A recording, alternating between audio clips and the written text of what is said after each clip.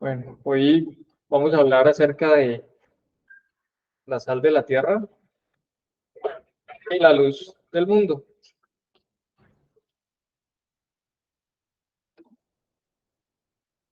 Bueno, estamos viendo constantemente, digamos, en el mundo, estamos viendo un mundo que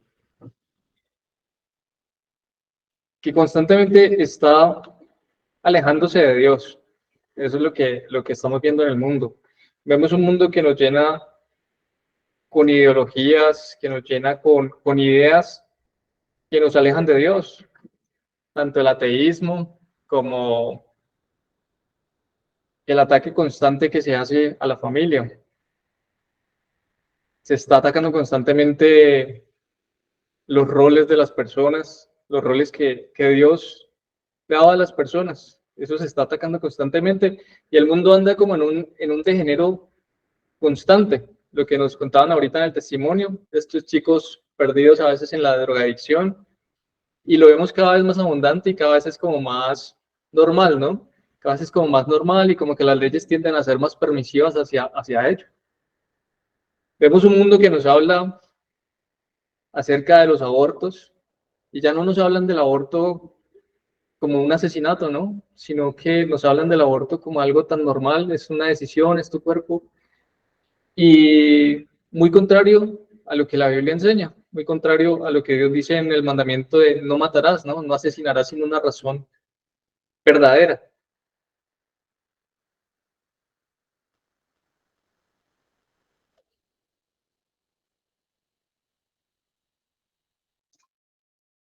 Bien, la prédica de hoy tiene como título La sal de la tierra y la luz del mundo. Y así como les decía ahorita, realmente el mundo es un lugar que está en descomposición, donde muchas ideologías nos están alejando de Dios, donde cada vez cuando les hablas a los más pequeños, vienen tan ideologizados que cuesta, ¿no? Que es difícil como que, ¿quién es ese Dios? O no quieren saber absolutamente nada de Dios. Y nosotros como cristianos, nosotros anhelamos realmente el cielo, realmente es algo que nosotros anhelamos y anhelamos la presencia de Dios. Y es más, o sea, la creación anhela la presencia de Dios, anhela la redención, incluso nosotros mismos, aunque a veces no somos conscientes de ello. A veces no somos tan conscientes de que nosotros mismos, dice la Biblia, que gemimos dentro de nosotros esperando la redención de los hijos de Dios. Esto nos lo dice Romanos 8. Romanos 8:19 dice, porque el anhelo ardiente de la creación es el aguardar la manifestación de los hijos de Dios. Porque la creación fue sujeta a vanidad, no por su propia voluntad, sino por causa del que la sujetó a esperanza. Porque también la creación misma será liberada de la esclavitud de corrupción. Vemos que la creación está sujeta a la esclavitud de la corrupción. Dice, ella será libertada de la esclavitud de la corrupción a la libertad gloriosa de los hijos de Dios. Porque sabemos que toda la creación gime a una y aún está con dolores de parto hasta ahora. Y no solo ella, no solo la creación, sino que también nosotros mismos, que tenemos las primicias del Espíritu Santo, del Espíritu de Dios. Nosotros también gemimos dentro de nosotros mismos, esperando la adopción, la redención de nuestro cuerpo. Hay algo dentro de nosotros que dice, hey, yo quiero estar con Dios, yo ya quiero verlo cara a cara, yo quiero estar con Él. Y es algo de lo que no somos tan conscientes, pero la Biblia dice esto, que nosotros gemimos dentro de nosotros mismos, esperando la redención, esperando encontrarnos con Dios. Nosotros queremos lo perfecto, queremos lo que Dios dice.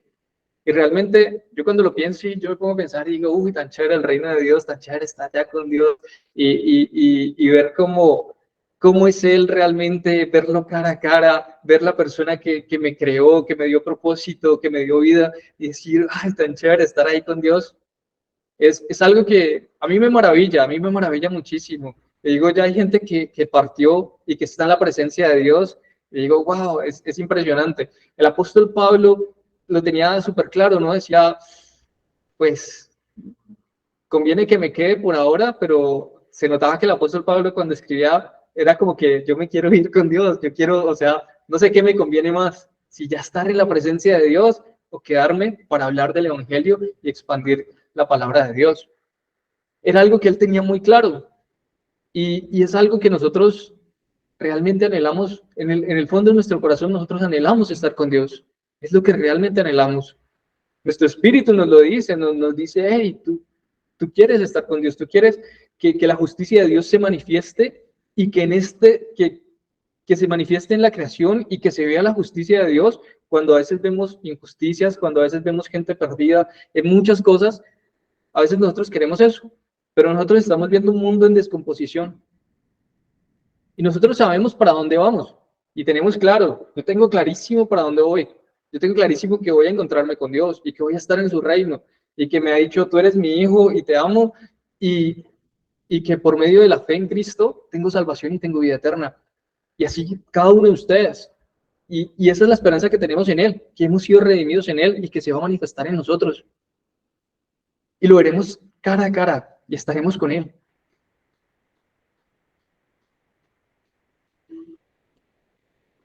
Sin embargo, a pesar de que sabemos para dónde vamos, que es a encontrarnos con Dios. En algún momento, no sabemos cuándo, Dios tiene el tiempo para nosotros, Dios lo decide, dice que Él, todo tiene su tiempo, ¿no? Y que Él decide el espacio y la habitación del hombre. Entonces, Dios sabe cuánto tiempo vamos a vivir y cuándo nos vamos a encontrar cara a cara con Él. Cuando sea, no lo sé, no lo sabemos. Pero mientras tanto, mientras que vamos para allá y vemos este mundo que decae en tinieblas,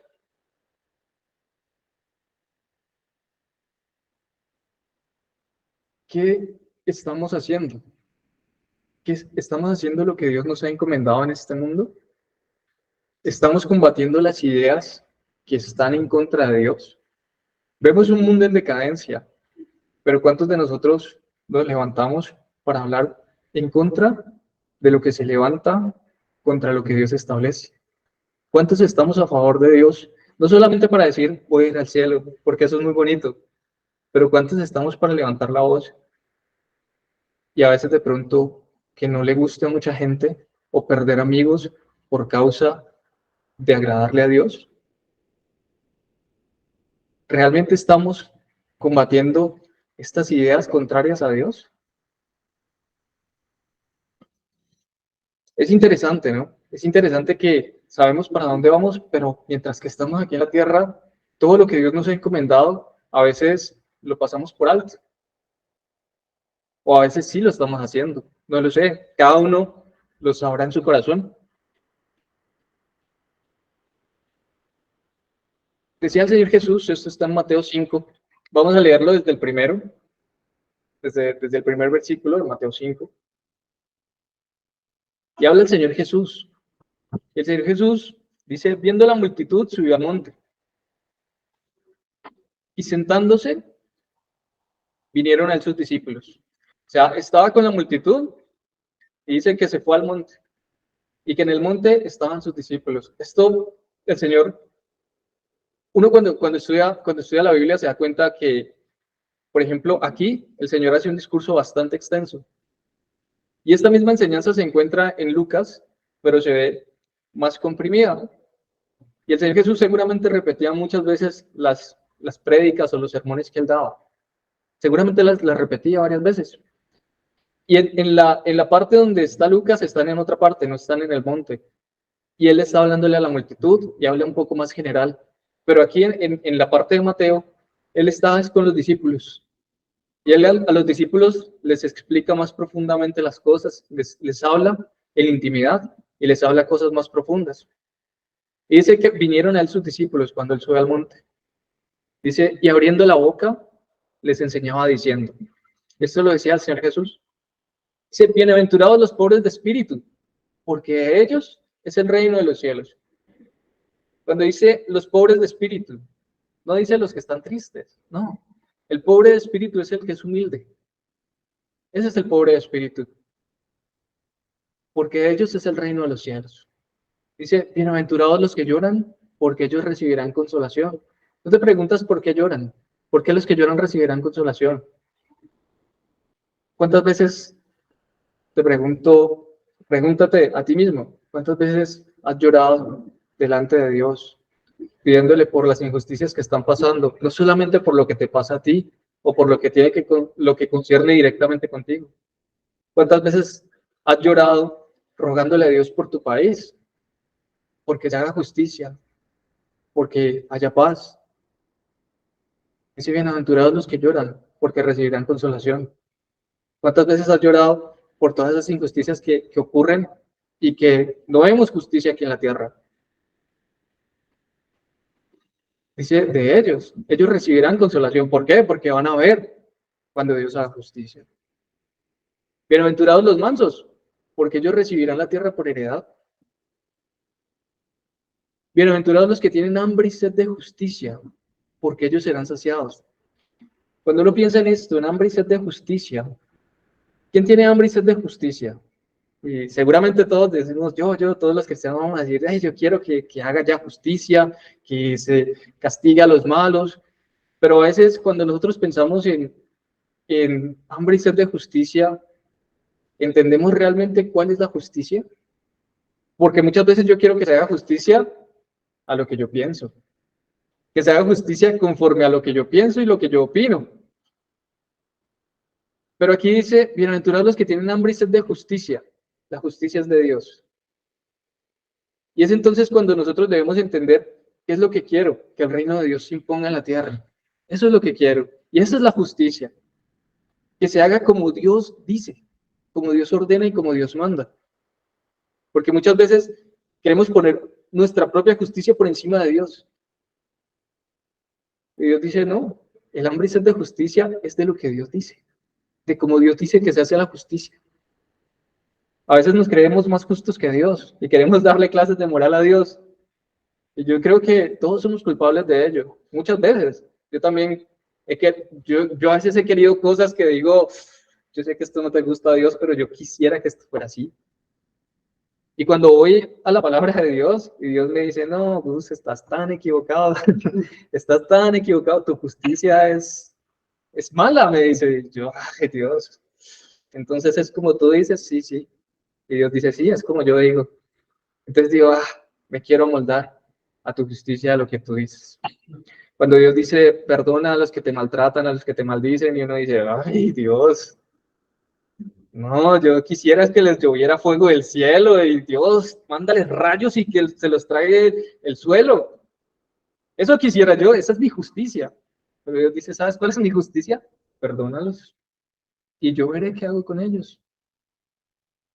Es tremendo como son las cosas delante de Dios y cómo es la justicia delante de Dios. Dios no dice que no hay que castigar al malo. Dios dice, yo castigo al malo. Yo lo aborrezco, lo detesto y lo voy a castigar. Dice, bienaventurados los misericordiosos porque ellos alcanzarán misericordia. Y ahí uno dice, uy, yo qué tan misericordioso soy. Cuando yo me pongo a pensar, cuando voy manejando y se me atraviesa alguien, uy, me da una rabia. Yo digo, no, misericordioso, uff, cómo me cuesta ser misericordioso. Pero Dios realmente es misericordioso. Bienaventurados los misericordiosos, porque ellos alcanzarán misericordia. ¿Se acuerdan en el Padre Nuestro, cuando Jesús dice, perdona nuestros pecados, así como nosotros perdonamos a los que nos ofenden? Y en esto nos enseña y dice, bienaventurados los misericordiosos, tienen misericordia de los demás, alcanzarás misericordia. Bienaventurados los limpios de corazón, porque ellos verán a Dios. Y a veces uno dice, bueno, ¿quiénes son los limpios de corazón? Entonces uno empieza a decir, uy, pues no, eso está muy difícil, ¿no? ¿Quién es limpio de corazón? Los que no se equivocan, ¿no? Y uno dice, no, pues ¿quién no se equivoca? Porque yo ahí estoy fregado. El limpio de corazón no es el que no se equivoca. El limpio de corazón es aquel que es sincero. Ese es el limpio de corazón, el que es sincero con Dios. ¿Y por qué es limpio de corazón? Porque dice, ¿sabes Dios? Yo soy malo. Yo tengo estos defectos, Dios. Pero los pongo en tus manos para que pueda ser transformado. Quiero trabajar contigo. ¿Qué dice tu palabra, Dios? ¿Cómo hago? ¿Cómo me comporto? Voy a trabajar en ello, Dios. Voy a trabajar en ello. Y entonces Dios hace la obra y empieza a cambiar el corazón de las personas. Yo a Dios muchas veces le he dicho sinceramente, le he dicho, Dios, mira, yo quiero hacerlo malo. Yo en esto no te quiero hacer caso y no te quiero obedecer. Y se lo he dicho. Pero sabes, Dios, yo pues te pido perdón, pero yo quiero hacer lo malo. Sin embargo, te pido que me ayudes y que me protejas y que cambies mis planes para que no pueda hacer lo malo. Y Dios trabaja con mi debilidad y cambia los planes de una forma tan impresionante que me evita hacer cosas que yo ya había decidido hacer. Pero está en esa sinceridad con Dios. Y entonces Dios empieza a trabajar en el corazón de uno. Uno no puede ir delante de Dios y esconderle las cosas malas que uno tiene adentro. Dios las conoce, Dios las sabe. Pero entonces a veces uno se las esconde y no, Dios, como si Dios no se diera cuenta. Limpio de corazón, sinceridad con Dios. Eso es lo que Dios quiere con nosotros, para trabajar con nosotros. Bienaventurados los pacificadores, porque ellos serán llamados hijos de Dios. Aquellos que buscan justicia, que buscan la paz. Bienaventurados los que padecen persecución por causa de la justicia, porque ellos es el reino de los cielos. La palabra bienaventurados significa felices. Es interesante, ¿no? Felices, ¿no? Bienaventurados los que padecen persecución por causa de la justicia, porque ellos es el reino de los cielos. No sé si ustedes han visto, seguramente, cuando ven esos canales cristianos, donde ven esos televangelistas, muchos de ellos, no digo que todos, pero muchos de ellos son de esos televangelistas que te dicen, todo va a salir bien, todo está en manos de Dios y Dios te va a llevar de gloria en gloria, de victoria en victoria, de poder en poder. ¿Y cuántos dicen amén? Y la gente, amén. Ponga su diezmo, ponga su ofrenda, que eso mueve la mano de Dios. Y muchos de ellos son esos famosos pastores de la prosperidad. Hay varios, ¿no? Famosos de ellos, el mismo Cash Luna, Benny Hinn, se los nombro, la misma Joyce Meyer. Y no digo que a veces hayan pedacitos de cosas que ellos dicen que sean buenas, pero en general su mensaje suele estar mezclado con verdades y mentiras. Y a veces te hablan de prosperidad y Dios no dice que te ha prometido todo va a salir bien. Dios no dijo, oh, vuélvete cristiano y se te acabaron los problemas. La Biblia no dice eso. Cuando ves a Jesús, ves la vida de Jesús, tú dices, no, pues Él es el Hijo de Dios, ¿qué problemas va a tener? Padeció hasta la muerte y muerte de cruz. Y uno se sorprende y uno ve a los discípulos de Jesús y uno dice, estos pueblos que el Señor escogió estando aquí en la tierra, ¿qué van a padecer? La mayoría de ellos murieron trágicamente defendiendo la palabra de Dios. Por eso dice, bienaventurados los que padecen persecución por causa de la justicia, por causa del Evangelio de Dios, porque ellos es el reino de los cielos. ¿Cuántas veces cuando nosotros hablamos de Dios, mucha gente nos deja de hablar? ¿Cuánta gente nos ridiculiza por ello? A mí me lo han hecho, me han ridiculizado, me han dejado de hablar, han dicho muchas cosas. A veces me preguntan, ¿y tú por qué hablas con este que es ateo si ya le has hablado tantas veces? Y yo digo, pues la verdad, y aunque se burlen, la verdad es que el día que él se encuentre con el Señor no va a tener excusa y no va a decir, Señor, nunca me avisaron. Yo voy a poder decir, Señor, pues yo le hablé, pero él no quiso escuchar. O de pronto yo le hablé y escuchó. Bendito seas. No lo sé. Y de pronto te descalifican y te dicen, es que tú no eres lo suficientemente inteligente. A mí lo han dicho. Me dijeron, alguna vez me dijeron, alguien me dijo esto. Para mí tus estudios son lo mismo que un doctorado en maternidad de gallinas. Así me lo dijeron. Así me lo dijeron. Y yo, bueno, ¿qué? Pero a mí no me ofendió. Yo sentí fue tristeza por él, porque dije, si él sigue así, ¿en dónde va a pasar la eternidad? Y la verdad, eso me entristecía por él.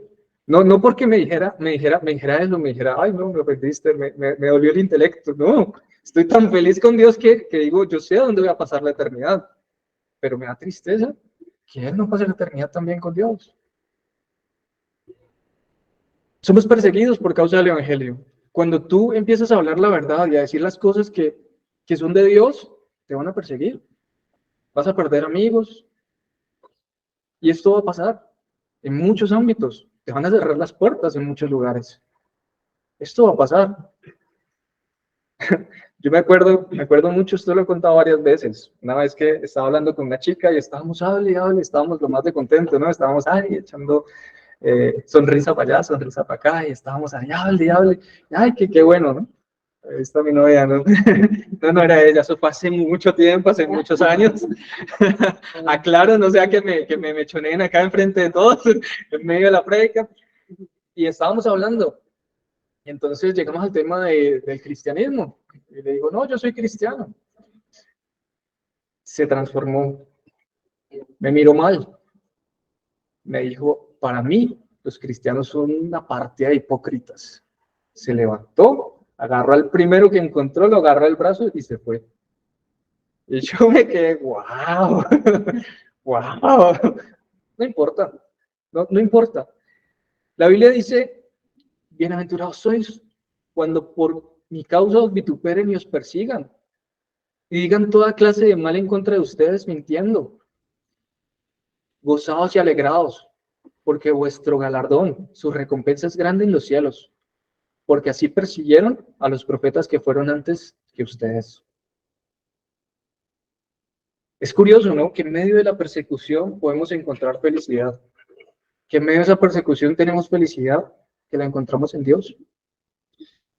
Y dice, su recompensa es grande en los cielos, porque así persiguieron a los profetas que fueron antes de ustedes.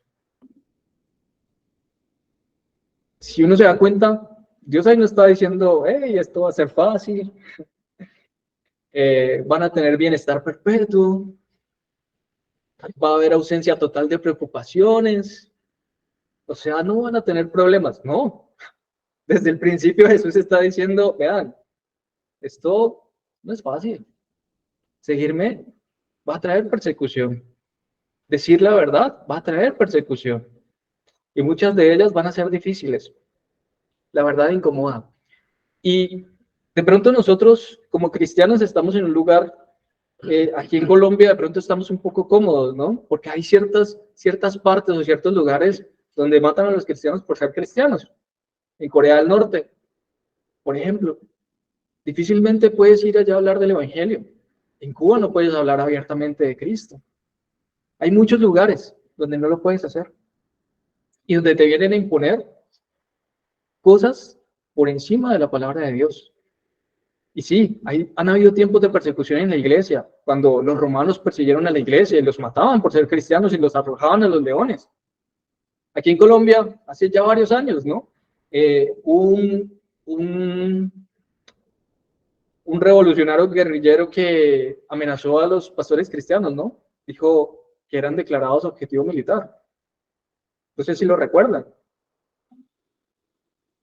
Y tiempo después, él murió. Le cayeron varias bombas del cielo. No sé si lo recuerdan, es historia y es reciente, no es tan vieja, son 10 años atrás, 10, 15 años atrás. Hay persecución en contra del cristianismo. Hay persecución en contra de los hijos de Dios cuando los hijos de Dios empiezan a decir la verdad. Y esto no es ajeno, por ejemplo, los profetas lo vivieron. Dice en Hechos 7:52, dice, ¿a cuál de los profetas no persiguieron vuestros padres y mataron a los que anunciaron de antemano la venida del justo, de quien vosotros ahora habéis sido entregadores y matadores? Dios a veces a su mismo pueblo le mandaba a los profetas y el mismo pueblo de Dios los mataba. En Primera Reyes 18:4 dice, porque cuando Jezabel destruía a los profetas de Jehová, Abías tomó a 100 profetas y los escondió de 50 en 50 en cuevas y los sustentó con pan y agua. ¿Se acuerdan Jezabel cuando persiguió a los profetas? ¿Y qué hizo Elías? Elías salió corriendo a esconderse. Los querían matar. En Romanos 11:3 dice, Señor, a tus profetas han dado muerte y tus altares han derribado y solo yo he quedado y procuran matarme. Hay persecución cuando se dice la verdad. Hay persecución cuando hacemos lo que Dios realmente dice.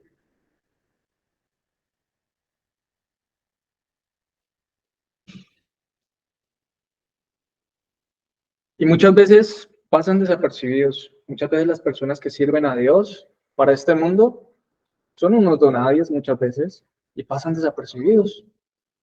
Y el mundo no se lo celebra. De pronto el mundo celebra a un artista, celebra otras cosas.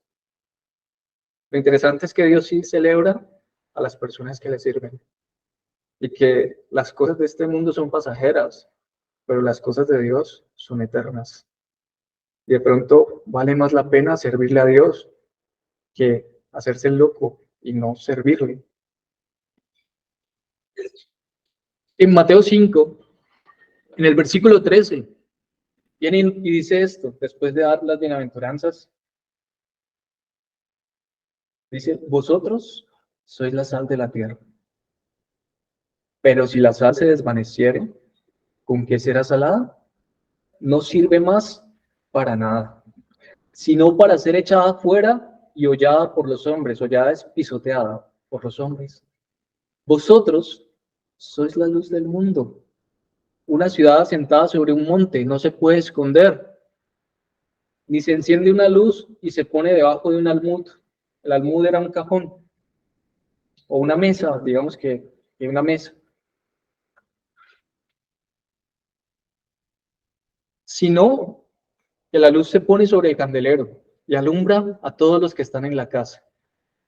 Así alumbre vuestra luz delante de los hombres para que vean vuestras buenas obras y glorifiquen a vuestro Padre que está en los cielos. Jesús, después de afirmar que podemos ser felices a pesar de las persecuciones, nos dice que somos la sal de la tierra y que somos la luz del mundo. Cuando nosotros hablamos de la sal, en la época de Jesús, y de hecho en muchas culturas se sigue utilizando al día de hoy, en muchas culturas de Medio Oriente, no es tanto como para darle el sabor a la comida, sino que se utiliza más para conservar los alimentos. Se trata es como de evitar la corrupción que naturalmente ocurre con los alimentos cuando no se refrigeran, ¿cierto? Los alimentos, ¿qué pasa? Se pudren. Y para eso se utiliza la sal, para preservar los alimentos, para que no se corrompan. Y aquí lo que Jesús estaba diciendo, al compararnos a los discípulos de Dios, porque somos discípulos de Cristo, nos está comparando con la sal. En otras palabras, Él nos está diciendo que nosotros somos ese componente que contribuye al mundo para que no se siga descomponiendo a diario, hasta corromperse por completo. Si el mundo no se termina de pervertir, esto se debe a causa del pueblo de Dios.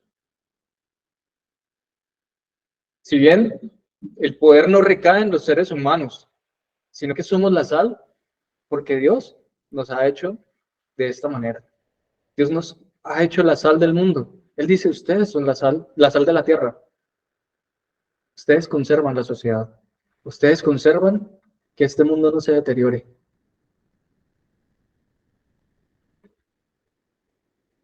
Que no se siga corrompiendo y deteriorando.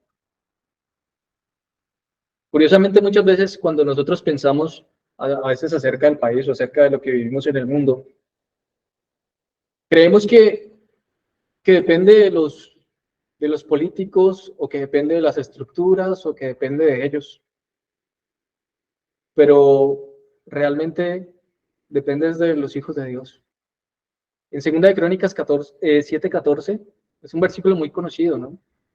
Y dice, si se humillare mi pueblo, sobre el cual mi nombre es invocado, y oraren, y buscaren mi rostro, y se convirtieren de sus malos caminos, entonces yo iré desde los cielos y perdonaré sus pecados, y sanaré su tierra. ¿Qué es lo que pasa? Que a veces como pueblo de Dios, no estamos siendo la sal de la tierra. Que como pueblo de Dios muchas veces estamos viviendo como el mundo vive. Y por eso Dios dice, si se humillara mi pueblo, No dice si se humillaran los políticos, si se humillaran las estructuras, los reyes, si se humillaran, no. Dice, si se humillara mi pueblo, sobre el cual mi nombre es invocado, y oraren y buscaren mi rostro, y se convirtieren de sus malos caminos. Si mi pueblo deja de vivir como el mundo vive, entonces yo iré desde los cielos, y perdonaré sus pecados y sanaré su tierra. Eso a lo que hemos sido llamados a conservar, es lo que Dios dice. Si tú te conviertes, mira, hay un efecto en lo que tienes alrededor. Y ese efecto conservante que viene por parte de Dios se empieza a aplicar en la sociedad. Nosotros como discípulos de Dios podemos caer en la tentación de no comportarnos como la sal que Dios ha dicho que somos. Y podríamos alegar, ¿no? Que, bueno, es que mi misión es solamente espiritual y que, pues, por eso yo no tengo que inmiscuirme en los asuntos del Estado ni de la sociedad que me rodea. Simplemente, pues, no complicarme la vida, ¿cierto? Podría pensar. Pero como cristianos debemos meternos en todos estos asuntos. Y muchos van a decir, no, en la iglesia no debería hablarse de política, no, los cristianos no deben meterse en política. Pero si los políticos están poniendo reglas por encima tuyo, si los políticos están legalizando el aborto y de pronto como cristianos estamos votando por aquellos que legalizan el aborto, si como cristianos estamos votando por aquellos que nos imponen la ideología de género, ¿deberíamos meternos? Deberíamos meternos con toda la razón, tenemos que meternos para que haya un cambio, para que realmente se mantenga la sociedad y podamos luchar en contra de estas ideas.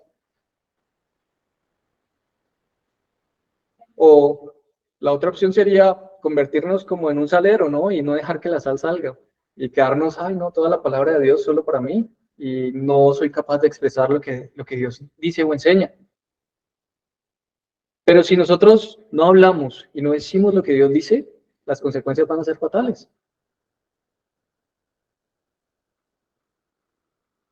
Primero, pues, no seríamos salados, ¿cierto? No haríamos el efecto conservante. Pero segundo, pues, el mundo nos arrojaría al exterior y seríamos pisoteados. Eso es lo que dice la palabra de Dios. Y lo mismo nos encontramos con referencia a la luz. Somos luz en medio de un mundo que camina en tinieblas.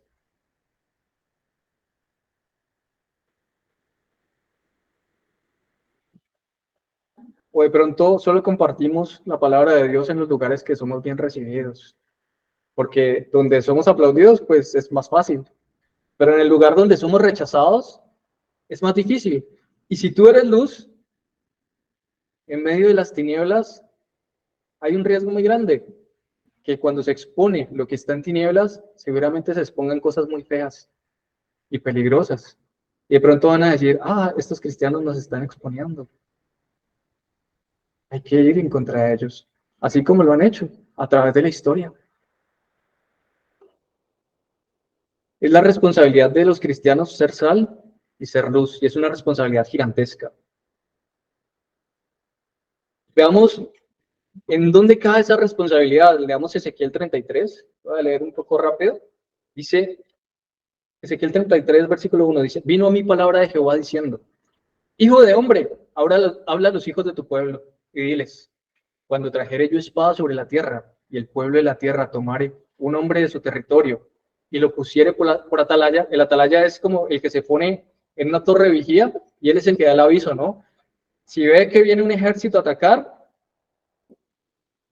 él tiene que sonar la trompeta, sonar las campanas, dar las alarmas. Dice, pusiere por atalaya, en el versículo 3, y él viere venir la espada sobre la tierra y tocar la trompeta y avisaré al pueblo, cualquiera que oyere el sonido de la trompeta y no se apercibiere, no se prepara para la batalla o para escapar, dice, y viniendo espada lo hiriere, su sangre será sobre su cabeza. El sonido de la trompeta oyó y no se apercibió, no se preparó, su sangre será sobre él. Mas el que se apercibiere, el que se preparare, librará su vida. Pero si el atalaya viere venir la espada y no tocare la trompeta, y el pueblo se apercibiere y viniendo la espada hiriere a alguno, este fue tomado por causa de su pecado, porque él pecó. Pero demandaré su sangre de la mano del atalaya. Versículo 7, a ti pues, hijo de hombre, te he puesto por atalaya de la casa de Israel. Y oirás las palabras de mi boca y los amonestarás de mi parte. Cuando yo dijere el impío, impío de cierto morirás, si tú no hablares, para que guarde el impío de su camino, para que se guarde el impío de su camino, el impío morirá por su pecado, pero su sangre yo la demandaré de tu mano. Y si tú avisares al impío de su camino, para que se aparte de él y él no se apartare de su camino, él morirá por su pecado, pero tú libraste tu vida. Como cristianos, Dios nos ha puesto como sal y como luz. Y tenemos que hablar y tenemos que decir las cosas. No solamente tenemos que hablar del evangelio, de la gran comisión y de llevar la palabra de Dios. También dice, y harás discípulos, bautizándolos en el nombre del Padre. Harás discípulos. Tienes que enseñar lo que Cristo enseñó. Esto tienes que hacer. Tienes que hablar lo que Jesús habló. Y tienes que pararte del lado de las ideas que Dios defiende. Así te ganes enemigos.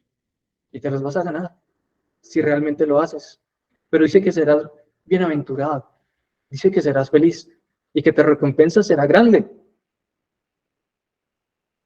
Quiero contarles una historia acerca de esto.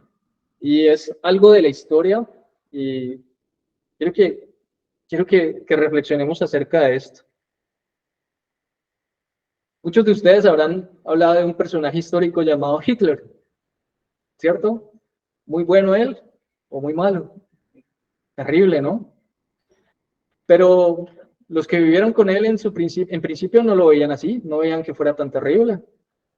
La experiencia histórica nos muestra que pasar por alto las palabras de Jesús ha tenido unas consecuencias trágicas, muy trágicas. Y esto pasó con Adolf Hitler. En 1933, él llega al poder por medio del Partido Nacional Socialista Obrero Alemán. Y llega con una votación impresionante, de forma democrática, se hace con el poder. Llega Hitler al poder. Esto tuvo un impacto impresionante en la iglesia cristiana. Y esto lo vemos en la historia y fue pavoroso y tiene que ver con ser sal y ser luz. Resulta, empezó la iglesia católica, fue la primera que dijo, señor Hitler, firmemos un concordato, un acuerdo, hagamos un acuerdo y démosle buena imagen internacional a Hitler. Esto hizo la iglesia católica. Y le daba buena imagen. ¿Cómo podría ser malo alguien que hizo un acuerdo con el Papa, no? Entonces decían, no, ese tipo es bueno. Las iglesias protestantes, que no tienen una jerarquía como la jerarquía católica, se dividieron en tres grupos. El primer grupo, el primer tercio, estaba más identificado con la teología liberal. ¿Y ellos qué hicieron? Señor Hitler, aquí estamos. ¿Qué necesita? Estamos con usted, señor Hitler. Usted es el cambio de este país. Usted va a hacer cosas muy grandes, señor Hitler. Eso hicieron los cristianos. Y muchos de hoy en día dirían aterrados, ay no, yo no haría eso. No lo sé. Pero ellos dijeron, Hitler les dijo, listo, les damos recompensas, les damos presupuesto, vamos a montar cosas, señores cristianos, porque ustedes están de mi lado. Y justificaban lo que hacía el nacionalcomunismo, que no sé si saben que nazi significa nacionalcomunismo. Eso significa nazi. Y entonces ellos decían, empezaron a amañar lo que decía el nacionalcomunismo con lo que decía la Biblia. Y entonces en los parecidos decían, no, pero es que Él trae subsidios. Y entonces Dios habla de la caridad, seamos caritativos porque Él trae subsidios. Y empezaron a tergiversar la Biblia y a acomodarse. Porque no querían ser sal, ni querían ser luz. Porque preferían este mundo a lo que Dios dice.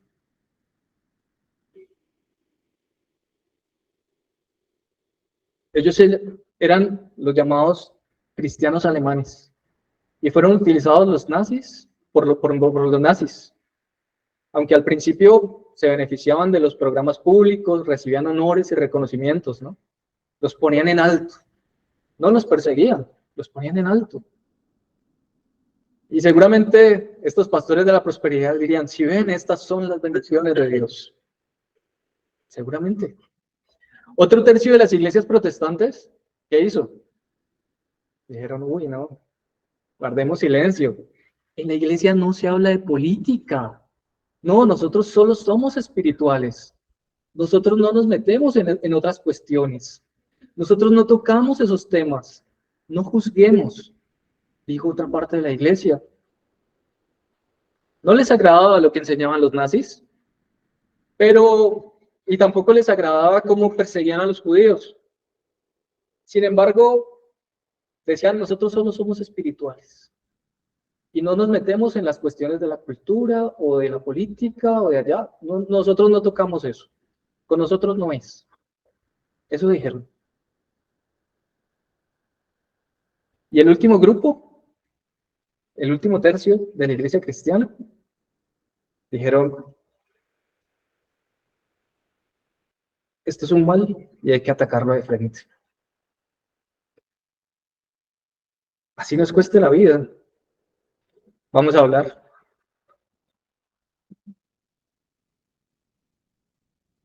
Dentro de ellos se encontraba un hombre llamado Martín. El apellido, me lo disculparán, no sé alemán, Niemöller, algo así. Martín Niemöller. Dice que no tardó en ser acosado por los nazis, porque él se paró de frente. La Biblia no se vende. Los principios no se venden. Yo vivo por Cristo y lo que ustedes están haciendo es terrible. No me voy a vender, no me voy a vender, no voy a vender mis principios, no me voy a vender a sus ideologías, no me voy a vender ante nada de esto. Y él es acusado ante los tribunales. La administración en ese momento no era controlada en totalidad por Hitler y lo absuelven. Y entonces, como los nazis no estaban dispuestos a seguir la legalidad, cuando lo absuelven, lo están esperando a la salida del tribunal. Lo están esperando con la Gestapo, que era la policía judicial, era como la policía secreta. Y ellos se lo llevan y lo tienen en un campo de concentración hasta 1945. ¿Cuántos estarían dispuestos a estar en un campo de concentración por causa del Evangelio?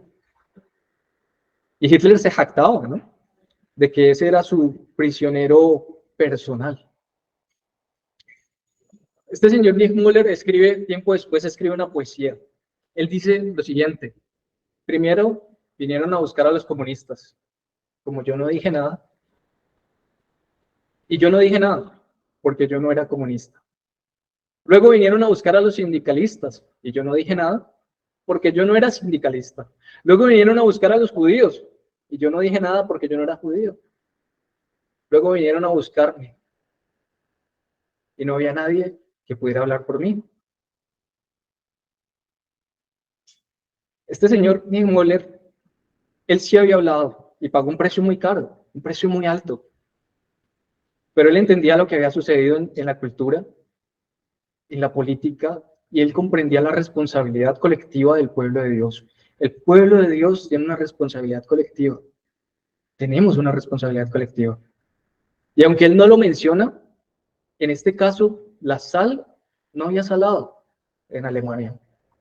Y esto desembocó a cosas terribles, a una guerra tremenda donde murió una cantidad de gente, a unos campos de concentración y unas torturas impresionantes.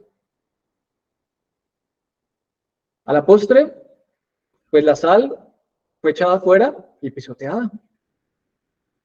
Los cristianos alemanes y la Iglesia Católica que legitimaron a Hitler después también fueron perseguidos.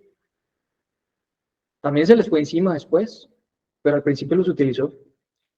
Así han habido casos por la historia, casos en cantidades. Hoy en día lo estamos viviendo también. Hoy en día estamos viviendo casos donde viene la ideología de género por encima de nosotros.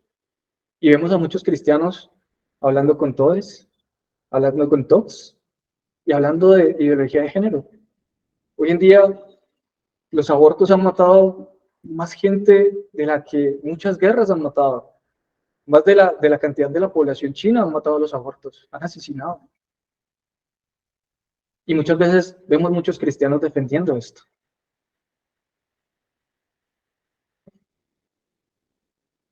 ¿Somos sal y somos luz?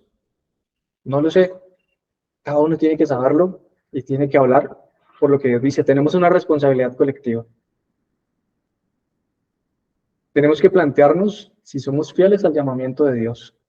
Jesús mismo nos decía, ustedes son la sal de este mundo, la sal de la tierra, la luz de este mundo. Tenemos una responsabilidad.